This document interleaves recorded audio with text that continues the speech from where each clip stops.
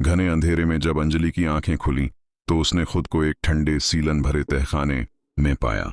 उसके सिर में तेज दर्द था और उसे कुछ याद नहीं था कि वो यहाँ कैसे और क्यों है। तभी एक चरमराते हुए दरवाजे से एक साया अंदर आया। घबराओ मत, एक आदमी की आवाज आई। मेरा नाम रोहन है, मैं भी तुम्हारी तरह ही यहाँ कैद हूँ।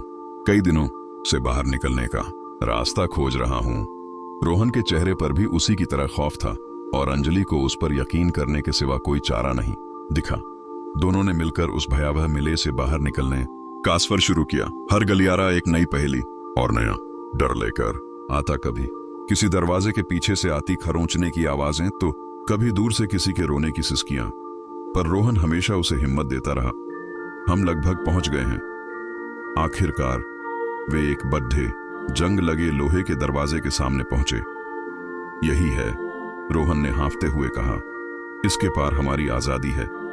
उसने पूरी ताकत से दरवाजा धकेला और जो मंजर सामने आया उसे देखकर अंजलि की चीख हलक में ही अटक गई।